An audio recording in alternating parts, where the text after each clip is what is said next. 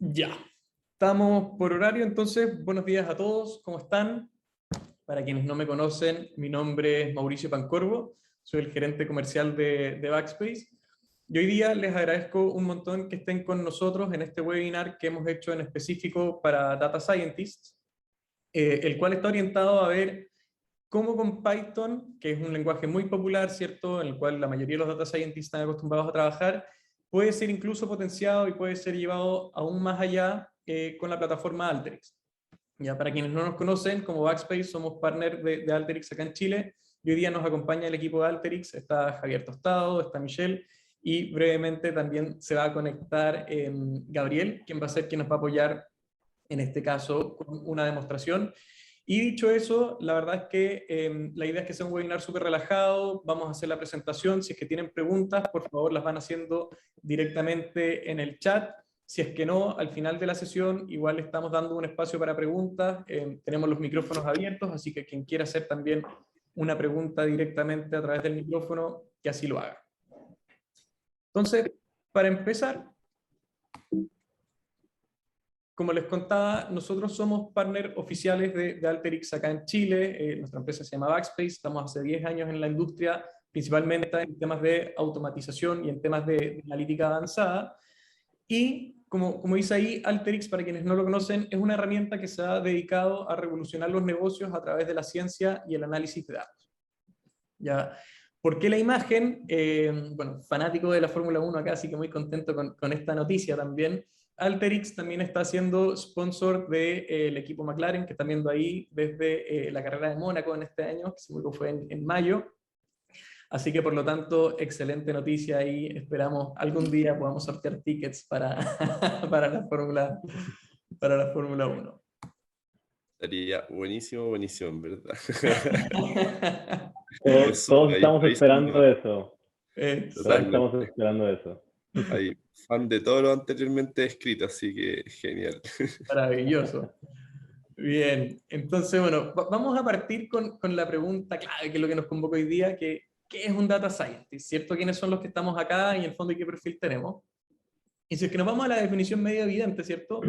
Un data scientist es un experto en data science y que su trabajo, en este caso, consiste en extraer conocimiento a partir de los datos para responder a las preguntas que se le van formulando.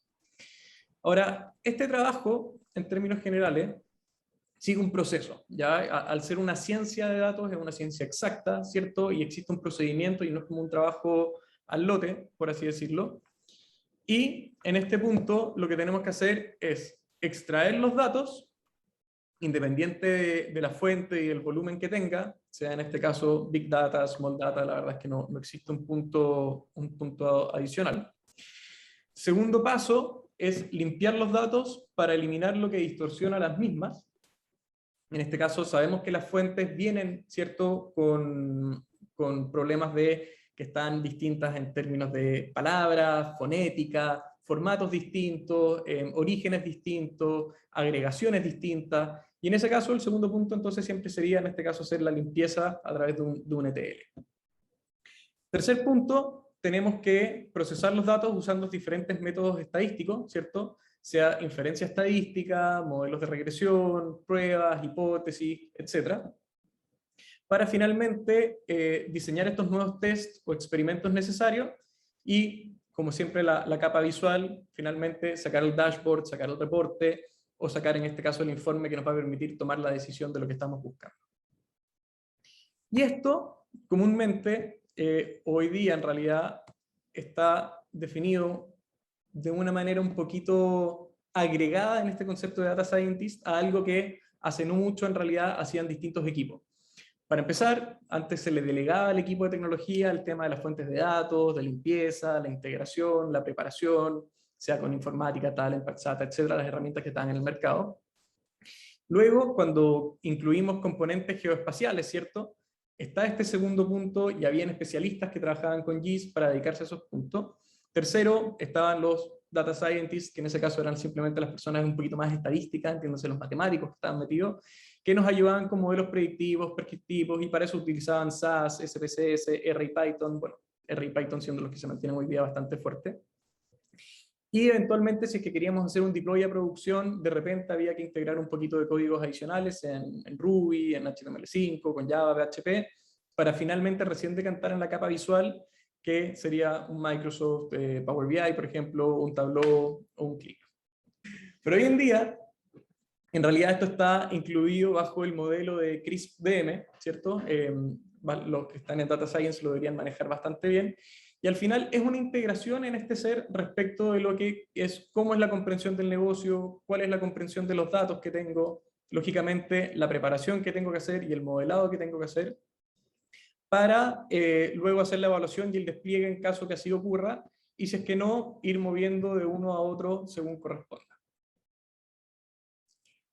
Dicho eso, entonces entramos a la segunda parte y es preguntarnos qué es Python y por qué Python es tan popular dentro de la comunidad de Data Science.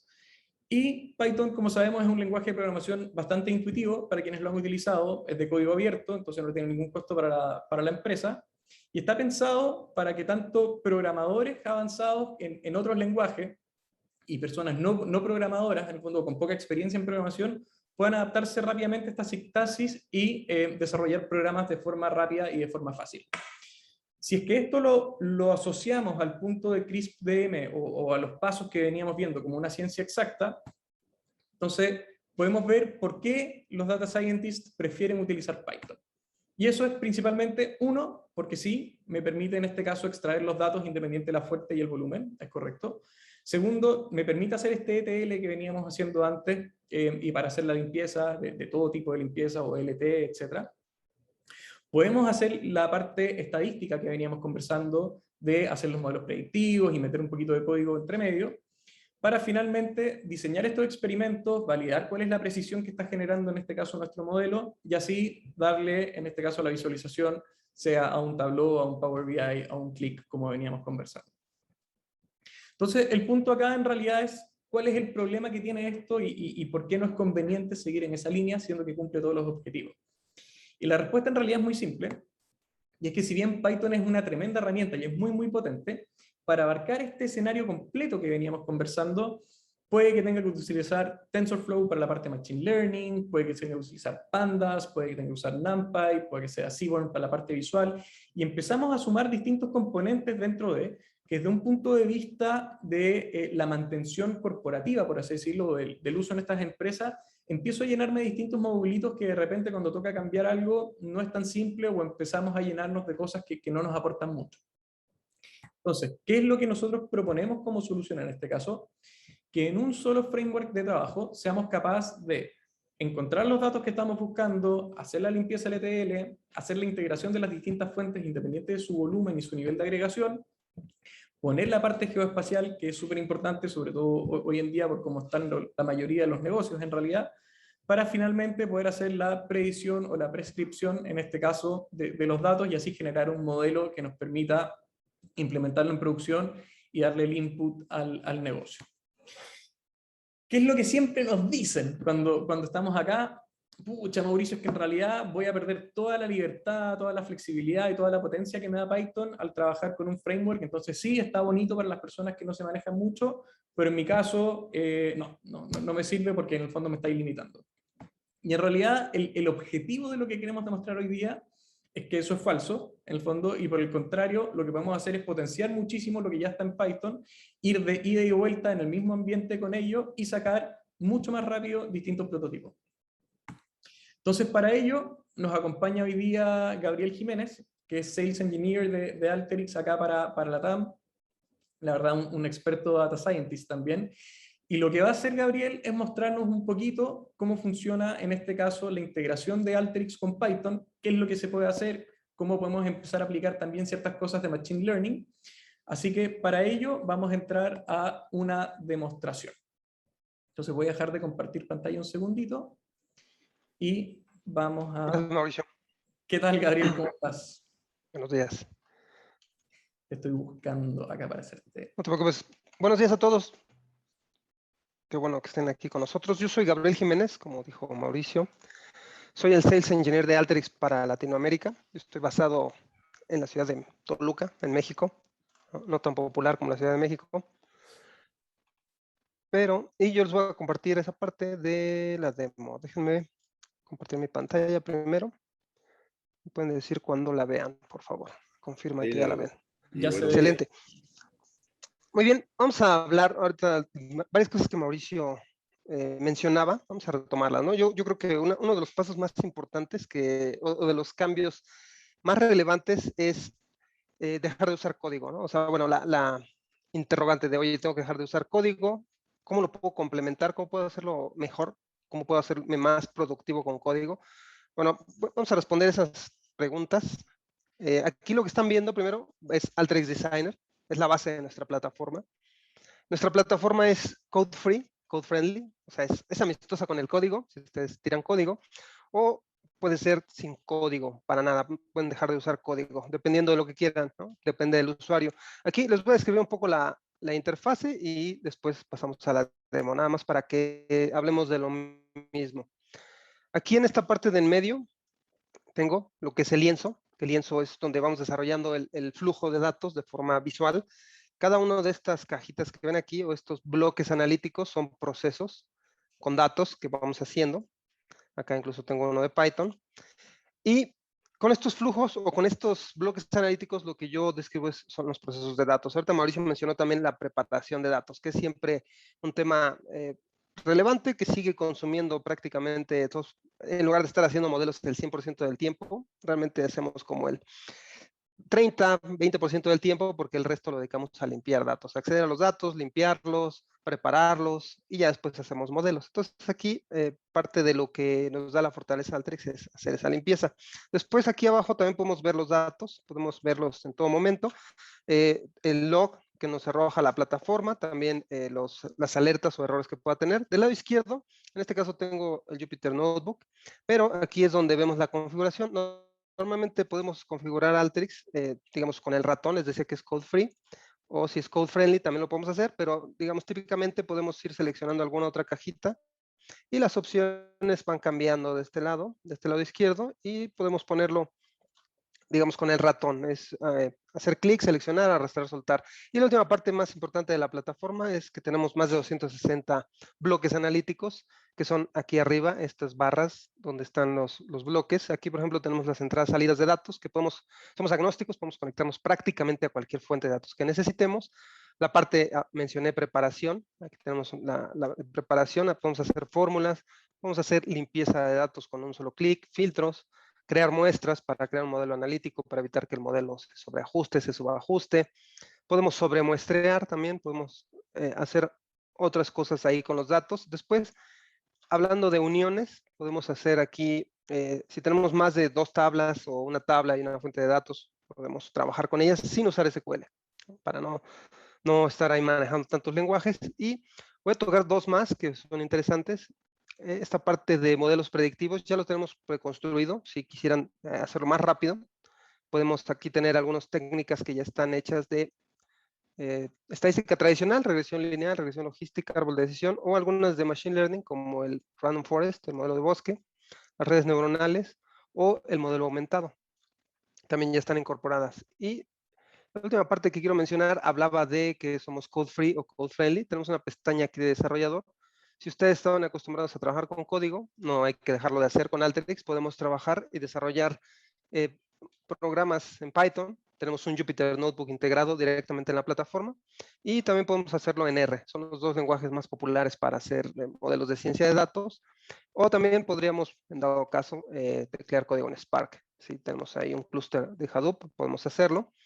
Eso en cuanto a la interfase. Ahora, yendo un poco más a detalle, aquí tengo un ejemplo, tengo un mismo ejemplo con cómo lo haríamos con Alteryx, completo, podríamos hacerlo con Alteryx. Voy a resolver un tema con una regresión lineal, pero también lo podemos resolver con Python. Aquí voy a hacer clic, es decir, aquí tenemos esta cajita de Python que nos permite tener un Jupyter Notebook integrado en Alteryx, y aquí la ventaja de la cajita es que nos permite teclear el código directamente. Podemos importar las librerías que necesitemos. Por ejemplo, Mauricio mencionó varias librerías ahí, algunas ya están incorporadas con Alteryx, podemos utilizarlas y lo hace más sencillo. Aquí, si ven, tengo el código, tengo un kernel de Python. Aquí tenemos, por ejemplo, algunas funciones que son importantes, y aquí tengo el código.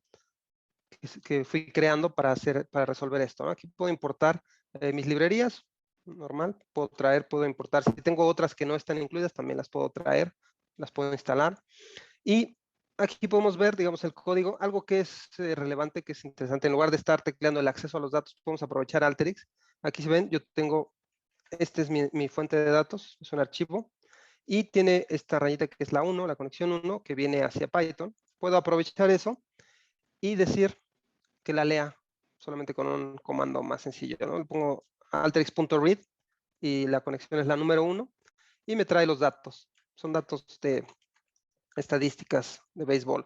Entonces aquí me lo lee más fácilmente, ¿no? Puedo aprovechar eso, que sea una base de datos, que sea cualquier otra cosa. Y solo para que vean ese tema de la parte agnóstica del acceso a datos, voy a mostrarles a dónde podemos conectarnos. Digamos, dependiendo de qué es lo que usen, podemos traer datos ahí y podemos extrapolar esa complejidad de la conexión, porque ya lo tenemos en Alteryx. Dado que Alteryx lo puede leer, lo podemos hacer. Podemos leer cualquier cosa que sea, por ejemplo, archivos de Tableau, archivos de SAS, archivos de Excel, separados por comas, JSONs, XML, y también podemos ir a las fuentes de datos, podemos ir directo a bases de datos, tanto en la nube. Por ejemplo, aquí tenemos toda la parte de Amazon, la parte de Google BigQuery, la parte de Microsoft, o cualquier otra, Teradata, Snowflake, SAP, podemos conectarnos. Entonces eso simplifica esa parte del acceso a los datos, y una vez que lo conectamos a Python o al código aquí, podemos empezar a trabajar y podemos leerlo, les decía, solamente con este alteryx.read.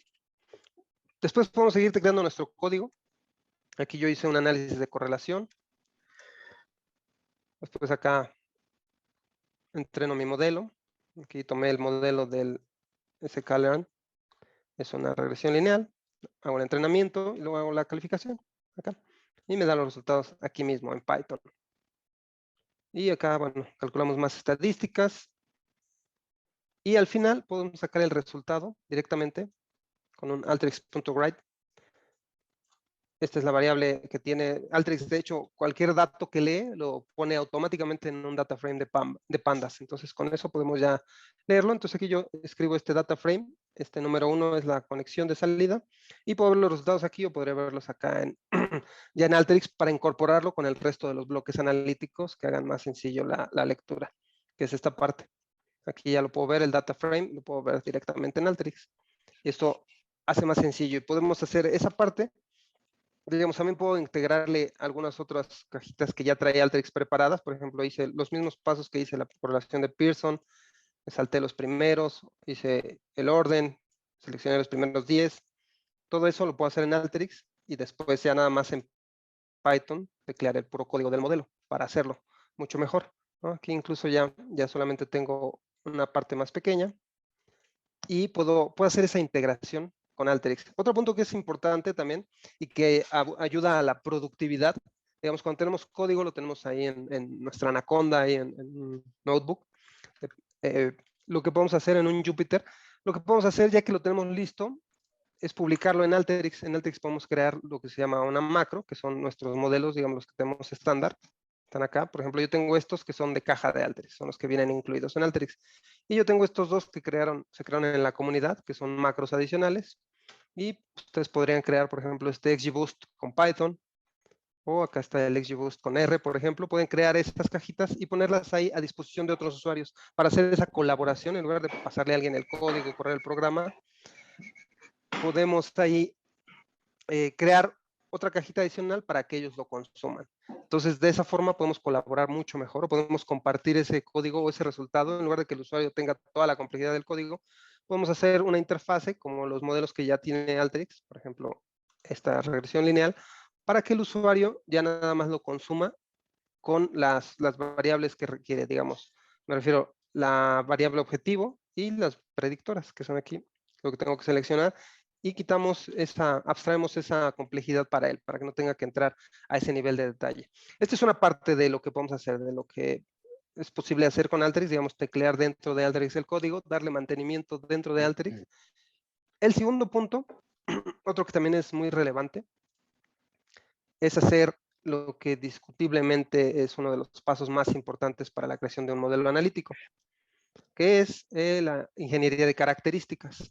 hacer el feature engineering es crear nuevas variables a partir de las que ya tengo. Y con base en eso, digamos, hay quien dice que también si creamos variables adecuadas o en la medida que creamos las variables correctas, el modelo va a ser más preciso. Entonces, Alteryx nos ayuda haciéndolo automáticamente. Aquí tengo otra pestañita de aprendizaje automático que también nos ayuda a hacer esa parte del proceso de feature engineering mucho más fácil.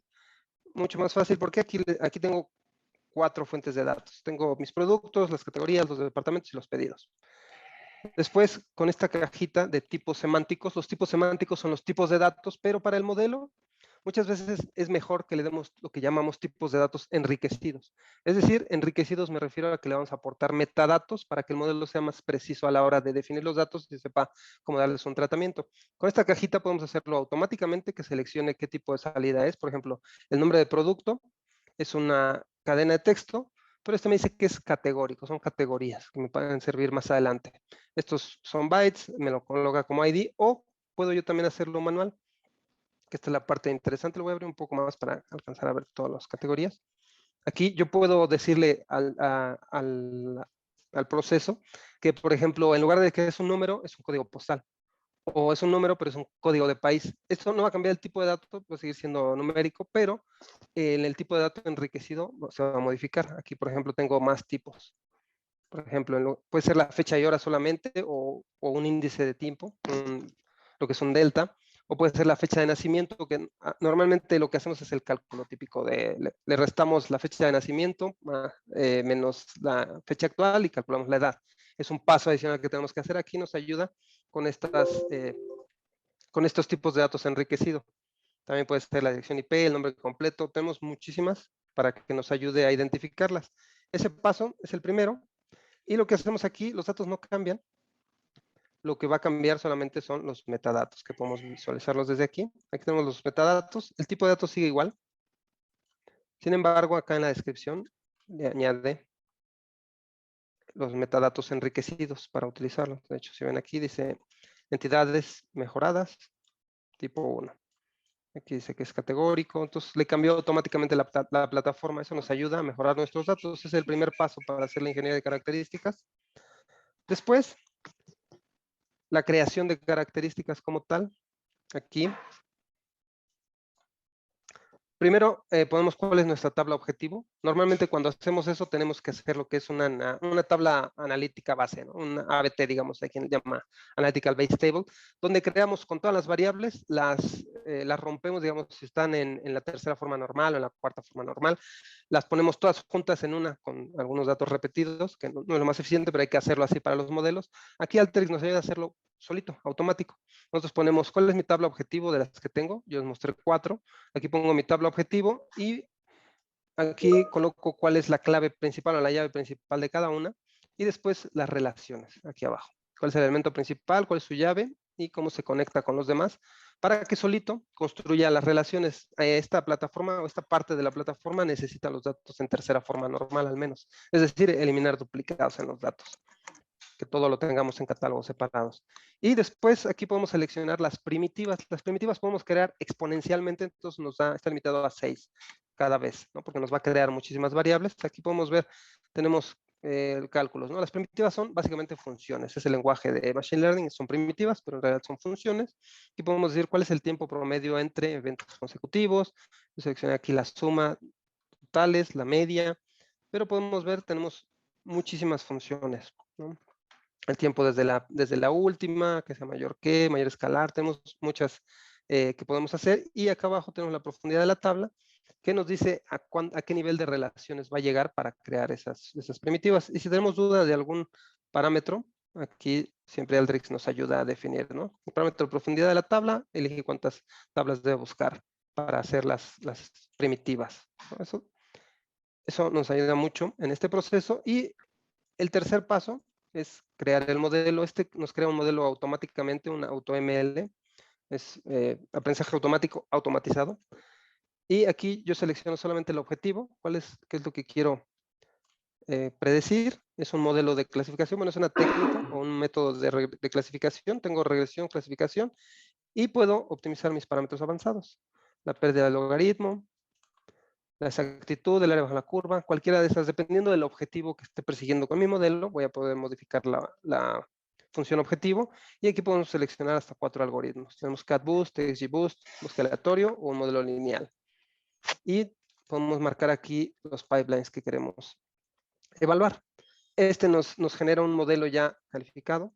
Digamos, aquí me dice cuál es la accuracy, no es tan alta, pero podemos ir mejorando. Digo, ahorita dependo de mis datos, pero podemos ir probando esta parte para ver cuáles son las métricas que me conviene más, ¿no? Depende de la métrica que seleccione, también puede variar el accuracy, que el accuracy puede ser engañoso, depende de los datos y del objetivo que esté persiguiendo. Entonces, ya con eso puedo hacer la calificación, que es esta bolita mágica. Aquí hice el entrenamiento del modelo, y aquí con la bolita mágica ya puedo hacer la calificación, que la calificación me da el número expresado entre 0 y 1, 0 menor probabilidad, 1 mayor probabilidad. Y eso es todo digamos, todo el paso de mi pipeline, en este caso, para crear desde las características, bueno, agregar metadatos o enriquecerlo, crear las características, crear el modelo y calificarlo. Y el último punto, tenemos esta otra cajita aquí de la salud de los datos. Esta es muy interesante porque nos da cómo están los datos en función de vacíos, nulos y outliers. Normalmente los modelos no son tan tolerantes a los vacíos, a los outliers o a los nulos. Entonces aquí me dice cómo está el estado general de mis datos, es bien. Pero acá podemos ver cuáles son los atípicos o los outliers por columna. Aquí vemos que tenemos algunos que son, me da una calificación muy deficiente y otros que están muy bien. Acá en los valores ausentes, estamos muy bien, no tenemos valores ausentes. A nivel de columna y a nivel de fila. Acá me dice esa parte, ¿no? Necesita mejoras, muy bien o no. Entonces este también en una sola cajita me da toda esa información, y también me da otra salida, que es esta otra, que me dice exactamente qué valores son marcados como outliers automáticamente. Entonces de aquí yo ya podría imputarlos o filtrarlos para quitarlos de mi fuente de datos y darles a lo mejor otro tratamiento. Depende de lo que quiero hacer, puedo darles otro tratamiento o solamente o imputarlos o de plano quitarlos, ¿no? Entonces esto lo hace mucho, mucho más sencillo, esa parte. Entonces les decía, esta parte de Feature Engineering puede ser también muy relevante a la hora de crear el modelo analítico, porque ya tiene todo incorporado, incluso hasta la creación del modelo optimizado. Pueden decir, no es a lo mejor el modelo, yo no tengo todo el control del modelo. En esta parte puede ser cierto, es verdad.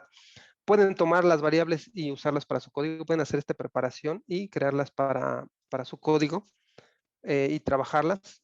Puede ser una opción, o puede ser también una opción para prototipar. Es decir, normalmente el ancho de banda que nos dan como científicos para crear un modelo, pues no es tan amplio. Digamos, tenemos la capacidad de hacer 1, 2, 4 modelos tal vez al mismo tiempo, pero de repente nos piden más, ¿no? Y nos piden para ayer. Aquí lo que podemos hacer es tomar estos datos y empezar a trabajar con un modelo. A lo mejor no va a ser mi modelo ya que voy a poner en producción, pero puedo tomar esta base, tomar la base que me da la plataforma. Esa es una opción. La segunda es también puedo habilitar a otros usuarios, puedo como científico ser el que lidera los modelos más o las iniciativas más estratégicas, y puedo habilitar a otras personas, tal vez científicos más juniors o algunos otros, lo que Gartner llama ciudadanos científicos de datos, que son usuarios de negocio, que no tienen toda la formación técnica ni en ciencia de datos, pero conocen bien el negocio y que tienen algunas preguntas que quieren hacer y que pues, como científicos no nos da tiempo de resolver todo. Entonces podemos habilitar a ellos con una plataforma de este tipo para que ellos comiencen a responder sus propias preguntas y que no tengamos esa dependencia. Además, considerando también el punto de que todavía sigue siendo considerada la ciencia de datos como la profesión más sexy del nuevo milenio, entonces la demanda es muy grande, no hay tantos que tengan toda la experiencia. A veces tienen mucha experiencia, pero no en mi industria. Porque al menos aquí decimos, nos los piratean, ¿no? Se los roban. Tenemos un científico que ya hemos entrenado, que ya tiene experiencia en la industria, todo, alguien se esperan y después se lo llevan a otro lado. Entonces lo perdemos y esa experiencia se la lleva ese conocimiento. Eso también puede ser algo útil y que queda aquí en la plataforma. El conocimiento puede quedar en la plataforma a través de estas cajitas. Y también otra opción que puede habilitar ambos escenarios que dije. La parte de habilitar nuevos usuarios, de habilitar ciudadanos científicos o de hacer el prototipado más sencillo, es esta otra característica. Tenemos varios sabores de de aprendizaje automático. Aquí tenemos, o de técnicas para crear modelos. Este es modelado asistido, este cerebrito aquí. Este lo colocamos, coloco mi fuente de datos. Este me va a llevar de la mano. Digamos, si somos científicos de datos ya más expertos, puede ser que este no sea el mejor approach. Sin embargo, tiene una opción importante, que es que me puede crear un prototipo muy rápidamente. Incluso esta sección me crea el código en Python automáticamente. Ahorita, cuando llegamos al final de este proceso, que este me lleva a través de lo que mencionó Mauricio al principio, de la metodología CRISP-DM, este me hace todos los pasos. Digamos, el conocimiento de negocios solamente se lo tengo yo, pero el resto de la preparación, la selección de las variables, la selección de los modelos, me entrena un modelo campeón, lo hace automáticamente. Voy a seleccionar el paso a paso. Aquí voy a regresar. Aquí tengo mis variables. La única decisión que yo tengo que hacer, digamos, si no supiera exactamente qué hace un modelo, son mis datos. Tengo datos de abandono de clientes. La variable objetivo que tengo es abandono y la voy a utilizar. Después, con base en eso, me permite seleccionar una regresión o una clasificación. Y aquí tengo dos opciones. Lo puedo hacer automático, lo puedo hacer paso a paso. Yo lo voy a hacer paso a paso con ustedes para ver todos los etapas. Aquí el primer punto es configurar los tipos de datos. Normalmente hay que cambiar a veces los tipos de datos porque no coinciden. Aquí la plataforma lo hace por nosotros. Por ejemplo, me dice el ID, lo voy a descartar porque el ID no me da información para crear un modelo. Y el resto me asigna categorías recomendadas. Con base en el contenido de la columna, me recomienda qué categoría y no está en piedra, ¿no? Digamos, yo puedo cambiarlo, no es que la plataforma se quede lo que menciona, sino esto es lo recomendado. Yo puedo abrir el combo y me dice, bueno, yo te recomiendo que sea un booleano porque tiene solo 2 valores, pero puede ser numérico, categórico o ID, de acuerdo a lo que tú necesites. O incluso podrías descartarla también, dependiendo de lo que necesites. Aquí le voy a dar siguiente. Esa es la configuración de tipos de datos. Incluso aquí del lado izquierdo me va detallando cuáles son los pasos que voy siguiendo. Después aquí limpiar los valores ausentes. De nuevo también la imputación o la limpieza de valores ausentes es un paso fundamental. Y aquí, por ejemplo, me dice que esta columna de cargos totales tiene poquitas, mis datos tienen buena calidad, entonces tiene menos del 1% con valores ausentes. ¿Y qué hacemos acá? Lo reemplazamos por la mediana, es la recomendación. Puedo descartar la característica si no la quiero usar, o reemplazarlo por la media o por la moda, ¿no? Que es lo más típico en cuanto a imputación. Y si tenemos duda aquí, me dice por qué toma esa decisión, ¿no? Porque imaginemos que en el escenario que mencioné, soy un ciudadano científico, no tengo todo el conocimiento, me van a cuestionar por qué elegiste la mediana y no la moda. Ah, bueno, porque la característica contiene datos numéricos que podrían tener valores atípicos, entonces mejor lo pongo en la mediana. Y si no recordamos el concepto, en todo momento me da las definiciones. Aquí está cuál es la mediana, cuál es la media, la moda, y está en cristiano, ¿no? En español, que eso hace también que sea más sencillo para todos. Que es también un paso fundamental, la selección de las características. Aquí me da todas las características, hace una evaluación y me define cuáles son buenos predictores. Por ejemplo, esta me dice que tiene una asociación débil con el objetivo y el resto me dice que son buenos predictores. En este caso, este set de datos, solo tengo estas, la mayoría son buenos predictores. ¿Y cómo lo determina? De acuerdo a estas dos técnicas. Aquí dice si es un buen predictor, lo hace con la técnica de Gini o GKT para determinar si la asociación es débil, muy débil, si es buen predictor o no. ¿Y cómo lo hace? Acá podemos, o más bien, ¿qué son esas técnicas? Aquí las tenemos definidas también. Las impurezas de Gini, que es una medida de contribución de la característica. Y acá nos dice que el tau de Goodman-Kruskal, que es una medida de asociación. Entonces, con base en esas dos, define cuáles son buenas características que puedo usar para mi modelo, que eso es parte del proceso normalmente de investigación de datos que hacemos a mano. Hacemos la investigación, vemos si tienen correlaciones, vemos cómo está la distribución, toda esa parte, y con base en eso también vemos si están muy asociadas con el predictor, no nos van a servir o sí. Y aquí lo hace automáticamente para nosotros. E incluso nos va de alguna forma capacitando, ¿no? Mostrando qué son todos esos conceptos. Que aquí, como les mencioné, puede funcionar tanto si soy el ciudadano científico como si soy el experto que está programando el modelo en Python. Aquí me puede dar una guía. Y finalmente me da 4 modelos. Me da la opción de 4 técnicas. Me da 2 de aprendizaje automático, 2 de estadística tradicional.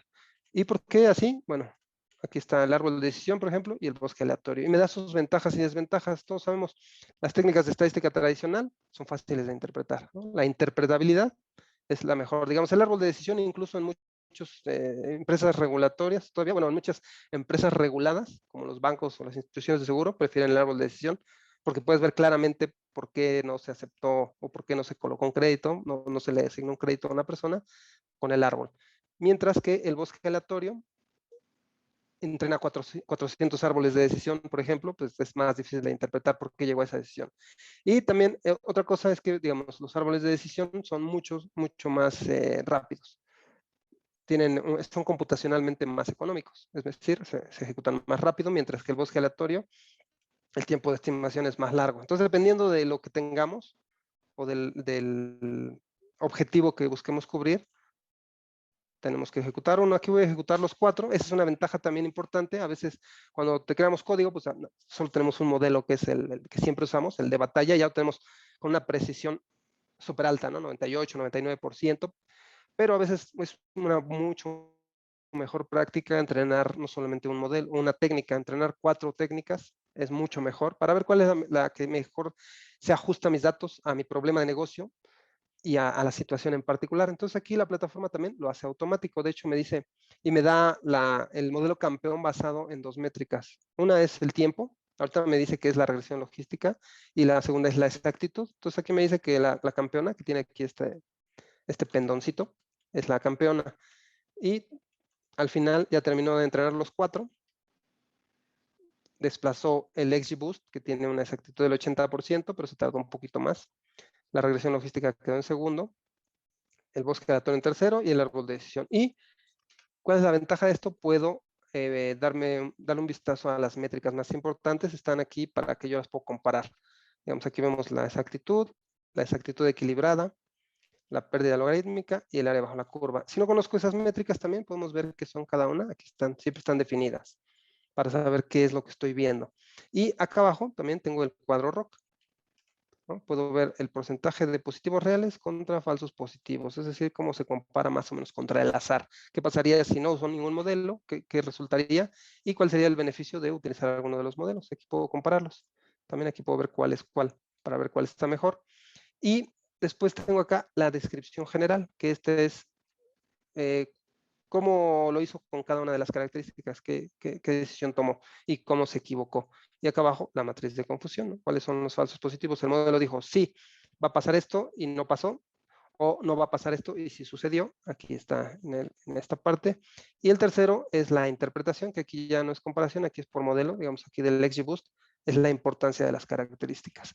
Digamos, si yo fuera un ciudadano científico y quisiera, en este caso, prevenir el abandono de una telco, aquí puedo seleccionar cuáles variables me voy a enfocar en mejorar o ponerle más atención. Yo pondría 3 tal vez, ¿no? Que es mucho más sencillo. El top 3. Las principales 3 son las que voy a poner atención para mejorar. Y aquí podemos ver para cada modelo. Cada uno da resultados diferentes porque es una técnica distinta. Aquí, por ejemplo, vemos que es semejante, pero la duración del contrato es la principal. Luego en el bosque aleatorio es diferente. Entonces podemos hacer esa comparación para quedarnos siempre con el mejor modelo.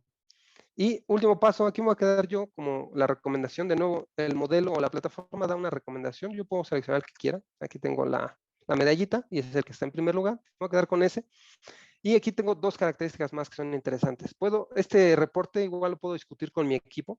Entonces me lo puedo llevar en HTML. En lugar de llevar mi computadora con todo para mostrarles Alteryx, puedo exportar el reporte en HTML para discutirlo con alguien más o para justificar cuál fue la decisión, ¿no? De nuevo, en las áreas reguladas necesitamos justificar bien por qué tomamos cierta decisión. Entonces aquí está. Y también me exporta el modelo a Python. Mencioné al principio que lo importante también era que podíamos crear el modelo en Python para hacer un prototipo más rápido de código. Aquí voy a agregar este modelo que fue el campeón, lo voy a agregar al flujo y voy a continuar. Y también me va a exportar, ya me creó el código en Python automáticamente, yo no tecleé nada. Entonces ese es el punto que decía de crear un prototipo.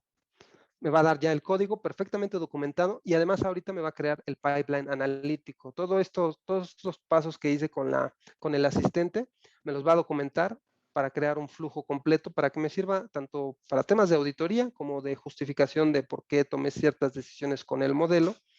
Y poderlo replicar también más fácilmente. Que aquí está, si ven, la plataforma lo hace automático. Empezamos nada más con el cerebrito.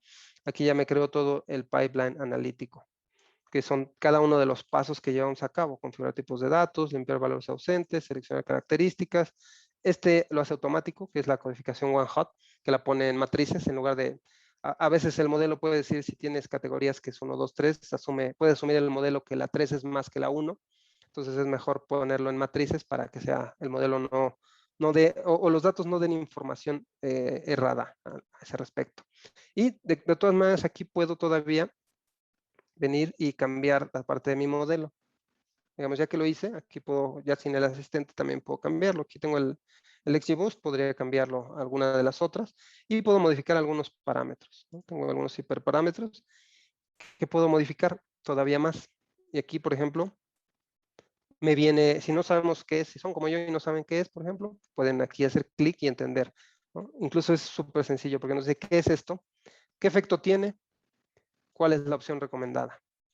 Ya si ustedes dicen, yo quiero modificarlo o ajustarlo mucho más, bueno, podemos hacerlo. Y aquí está perfectamente la definición. Y también están todas las decisiones que tomé dentro de mi modelo. Digamos, todo está perfectamente documentado. Entonces, todo lo que yo elegí durante la creación del modelo va a quedar aquí documentado perfectamente, ¿no? Aquí están las variables que hicimos la selección de características. En este caso las seleccionamos todas. Y aquí queda, o de aquí puedo quitar la selección para probar qué pasaría. Y al último, usamos de nuevo la bolita mágica. Aquí me faltan los datos, porque ahorita este fue entrenamiento. Aquí podría conectar mis datos de calificación. Aquí te puede conectar solamente aquí los mismos para mostrarles, pero en realidad podemos ya hacer la calificación con esto. Y esta parte fue solo en entrenamiento del modelo. Aquí si hacemos la calificación, arrastro los datos. Aquí podría poner otro set de datos, o podría, para no estar entrenando el modelo cada vez, tal vez están preguntando eso, ¿tengo que entrenar el modelo cada vez? No. Puedo hacer la exportación del modelo entrenado, crearlo en un objeto y ya nada más usar el modelo entrenado para calificar, que eso hace el proceso más corto, más eficiente. Y el último paso es la parte de Python. Bueno, ahorita que conecte acá, tarda un poco porque tienen que pasar los metadatos. Y el último punto es que me genera el código Python, que esa es la parte más interesante. Todo esto es, les decía, para ambos, para el ciudadano científico de datos, para el profesional de Python, que en lugar de empezar a tirar código de cero, aquí puede partir y a lo mejor modificarlo. Este es el que me creó la plataforma. Aquí importé los paquetes, ¿no? Aquí están el toolkit, el NumPy, y aquí viene cada uno de los pasos perfectamente documentado, ¿no? Defino los tipos de datos, que es todos los pasos que hice de la metodología CRISP. Aquí están, ¿no? Limpia de los valores ausentes, seleccioné las características, hice la codificación one hot, el algoritmo, y todo está perfectamente documentado, ¿no? Y hasta aquí, Mauricio, ¿cómo estamos de tiempo? Creo que eso es lo que quería compartirles. Me gustaría dar espacio ahora para, si alguien tiene alguna pregunta, alguna inquietud acerca de lo que vimos, sería fantástico. Sí, entonces, bueno, muchas gracias, Gabriel. Vamos acá, un segundito. Como habíamos dicho antes, los que tengan preguntas, por favor, las pueden ir dejando en el chat. Ya han llegado un par ahí directas. Yo les voy a compartir pantalla. Y simplemente acá para mencionar, entonces, bueno, un poquito como dije al principio, acá para quienes no nos conocen, en el fondo, bueno, nuestra empresa es Backspace, como mencionábamos, somos partners de Alteryx acá en Chile, y lo que nosotros buscamos como empresa es facilitar un proceso punto a punto, desde lo que puede hacer inicialmente la captura de datos, con soluciones que en este caso vienen a ser de procesamiento digital o de RPA. Hay un punto bastante interesante de Alteryx con RPA que lógicamente no lo vamos a abordar hoy día, pero en el caso que quieran ver cómo funcionan esas integraciones es bastante relevante. Y por otro lado, la expertise de nuestra empresa en lo que viene a ser temas de ETL y Data Warehouse, y por último, temas de analítica y de Business Intelligence, analítica predictiva y todo lo que estamos viendo el día de hoy con Alteryx. Entonces, dicho eso, sí prefiero pasar a las preguntas y respuestas. En este caso ahí, para quienes quieran mandarnos correos con toda la libertad, Gabriel Jiménez, quien acaba de hacer la presentación, la excelente presentación. También está Javier Tostado y Michelle, que están ahí conectados. ellos son directamente de Alteryx también del equipo de ventas, con todo el apoyo de la región. Probablemente han recibido un par de correos de ellos alguna vez si es que han hecho un trial, así que lo que quieran ellos están disponibles. Y por mi parte también mi correo para quienes nos quieran escribir directamente. Entonces vamos a partir con las preguntas. Esta la hace Nivaldo, igual si es que quieren después pueden abrir su micrófono. Y nos pregunta Nivaldo si es que considera Alteryx el fine tuning de los hiperparámetros de los modelos y de ser así, ¿qué metodología utiliza? Perdón, el fine tuning, ¿cuál fue la primera palabra? No te escuché lo primero. Si Alteryx considera el fine tuning de los hiperparámetros de los modelos y de ser así, ¿qué metodología utiliza? Lo considera, la metodología no la tengo en la mente ahora mismo, pero lo considera a la hora de crear el modelo, sobre todo con lo que vimos del modelado asistido, lo hace por detrás, todo el fine tuning, lo crea, lo ajusta el modelo y ajusta los hiperparámetros. Sí, lo hace por detrás automáticamente y todavía nos da la posibilidad, lo que les mostré al último, de ajustar esos mismos hiperparámetros para ir modificando el resultado. Lo mismo en la parte de el feature engineering también lo hace automáticamente, el ajuste de los hiperparámetros. Perfecto. Acá tenemos otra pregunta que dice, mencionaron TensorFlow al principio de la presentación. ¿Cómo funciona la parte predictiva en Alteryx y en qué consisten las redes neuronales que se mencionaron? Ok. Nuestro modelo de redes neuronales es un modelo supervisado. Bueno, ese es un híbrido, pero supervisado porque ponemos realmente ahí la variable objetivo y tenemos ya las observaciones con los casos comprobados, en este caso, para crear el modelo. A partir de ahí está creado en R. Lo que mencionó Mauricio es que decían, cuando hacen Python pueden usar TensorFlow, pueden usar otros paquetes de Python para usarlo. En Alteryx pueden hacerlo también, pueden hacer la importación de la librería, colocarlo acá y trabajarlo, si no están satisfechos con lo que hace Alteryx de caja, o pueden utilizar la red neuronal, por ejemplo, de la que yo les hablé, que está hecha en R. No sé si eso responde la pregunta, o probablemente quieren preguntar acerca de los GPUs, que es lo más socorrido en esa parte. Vamos a ver si hacen el follow-up. Mientras Sí. acá te hago la siguiente. Nos dicen, en la célula de Analytics hemos liberado diversos productos solo con Python. ¿En qué nos podría aportar contar con Alteryx a estas alturas? Buen punto, esa es una excelente pregunta. Podríamos mejorar ese pipeline para hacer todo el proceso, digamos, de punto a punto. Normalmente el paso de la muerte yo diría que es poner el modelo en producción. Se calcula que casi, no sé, 6 de cada 10 o un poco más de los modelos se quedan en el cajón o se quedan en la laptop del analista, no llegan a producción. Por esa dificultad, a veces hay que reescribirlo, hay que cambiarlo, hay que pasarlo a otra máquina. En Alteryx tenemos dos opciones, depende de qué quieran, podemos hacerlo en una solución en servidor que se conecta con una API directamente. Si tú creas el modelo en Alteryx, podemos exponer la API que expone el servidor, puede integrarse ya sea a tu sistema, a tu página web, a tu aplicación, y hacer la integración del modelo, mandarlo a llamar y puede ejecutarse en batch. O puedes crearlo directamente en el servidor y consumir el modelo, esa es la segunda opción. Y la tercera tenemos otra solución que lo publica directamente en una solución para responder en tiempo real. Está basada en Kubernetes. La publicación es en 2 clics en Alteryx, tú lo subes y ahí hay un proceso de validación del ciclo de vida del modelo. Tenemos desarrollo, QA y producción. El analista, digamos, o la persona que crea el modelo lo sube, queda en desarrollo. La otra persona, otro rol, lo puede promover. Si cumple las características, lo promueve a QA o lo regresa. Y después de ahí lo puedes poner en producción y tiene ya una API integrada que la puedes consumir también para que el modelo te responda en tiempo real. Y también te crea el código. Digamos, a veces necesitamos a alguien de DevOps que cambie el código de Python al lenguaje de la página web, que puede ser Java, puede ser PHP o cualquier otra cosa. Alteryx se lo hace automáticamente y te publica el modelo. O sea, el ciclo de poner en producción el modelo se puede acortar. Esa sería una de las ventajas de hacerlo. Súper buena respuesta, Gabriel. Acá también nos dicen, buenos días, muchas gracias por la exposición. A ti, Andrea, muchas gracias. No sé si lo mencionaron, pero este framework funciona local o funciona en la nube. Sí, no lo mencionamos, pero funciona local. Puede funcionar local en la máquina del analista o puede funcionar en la nube, en infraestructura en la nube. Lo podemos instalar en un IaaS, por ejemplo. Pones un servidor de Windows y lo instalas en la nube y funciona en la nube también. ambas. Súper. Y acá la última pregunta que me queda, un poquito larga. Entiendo que Alteryx podría reemplazar el trabajo de limpieza que hago con pandas. Si es así, ¿cómo maneja Alteryx el uso de RAM? En nuestro caso, al trabajar con grandes volúmenes de datos, no es extraño que se nos quede pegado el notebook y supongo que con Alteryx sería igual. Buena pregunta. Sí, en Alteryx hacemos la limpieza, por ejemplo, y puedes trabajarlo local, ya sea local o en el servidor, depende, porque hay más opciones. Voy a ampliar mi respuesta mucho más, pero digamos, si lo queremos trabajar local con archivos planos, puede funcionar. Digamos, la plataforma tiene muy buen desempeño, tiene un motor a nivel de software de procesamiento paralelo, que hace que sea muy eficiente para procesar datos.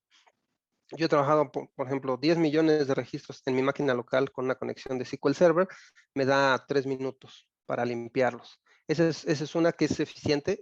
Y la segunda es que si es una fuente de datos, podemos hacer la preparación dentro de la base de datos. Tenemos una funcionalidad de procesamiento in database que en algunas bases de datos podemos ir y mandar las instrucciones a el SQL, sin usar SQL con Alteryx, mandarlo directo al motor de base de datos para que haga toda la preparación, que la preparación es lo que tarda más tiempo.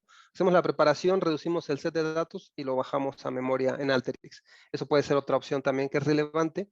Y la tercera es una propuesta que creo que no hemos mencionado aún, que para que vean esta parte, digamos, nosotros nos gusta reducir el riesgo que toman ustedes al decidir por una solución. Entonces, la idea es ofrecerles una prueba guiada, tienen acceso, pueden solicitar un trial, una prueba guiada de la plataforma, para que, digamos, lo que vieron conmigo, lo prueben ustedes en su infraestructura, con sus datos, y verifiquen realmente que esto funciona, ¿no? Que yo les estoy diciendo, sí funciona con millones de datos. Incluso no sé, la máquina no se bloquea, Alteryx está diseñado para que no, dependiendo de la cantidad de datos, no se bloquea. Entonces, para que prueben eso, para que verifiquen que sí funciona, sobre todo esa parte de preparación de datos que todavía nos lleva casi el 80% del tiempo, el 70-80%, que lo prueben, que prueben cómo utilizar el Jupyter Notebook, crear sus modelos, que vean la facilidad. O sea, esto fue para que vean algunas de las posibilidades. Pueden tomar ahí, Mauricio nos ayudó a poner la liga, de ahí pueden descargar un trial, pueden probar Alteryx ustedes.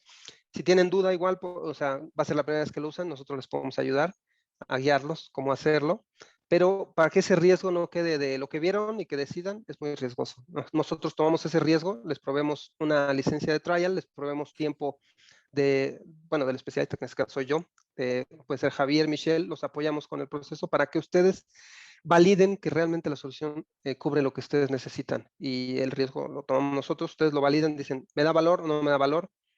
Y seguimos siendo amigos. Gracias, Gabriel. Por ahora no hay más preguntas y bueno, aprovechando ahí lo que mencionabas, efectivamente en la presentación puse ahí bien a la rápida la URL de nuestra página. Ahí pueden descargar este trial gratuito. Ahí Michelle nos está compartiendo también el Starter Kit en el chat para quienes quieran, en el fondo que es un poquito de cómo partir, pero cuentan con todo nuestro apoyo, acá con el equipo de Analytics de Backspace, en el fondo nos van a ayudar a hacer la prueba guiada para buscar, en el fondo, como dice Gabriel, evaluar, esa es la idea, que evalúen si es que les trae valor o no. Entonces, al menos que no tengan otra pregunta, lo dejaríamos hasta acá. Les agradezco muchísimo a todo el tiempo y por favor ahí tienen los correos, cualquier iniciativa, cualquier duda que tengan, si es que no quieren bajar el trial pero se quedaron con alguna pregunta, no duden en avisarnos. Un abrazo, que tengan muy buena mañana. Bueno, muchas gracias a todos. Muchas gracias a todos. Y yo les quiero comentar que nosotros igual usamos hace un tiempo Alteryx y la verdad que quedan millones de funcionalidades más. Nos queda mucho por aprender todavía y siempre es bueno estar aprendiendo estas cosas nuevas y contar con su apoyo. Así que muchas gracias. Chao, estén muy bien. Estén bien. Chao. Gracias, buen día. Hasta luego. Gracias. Gracias, Mauricio. Hasta luego. Chao, gracias. Gracias. Chao, gracias.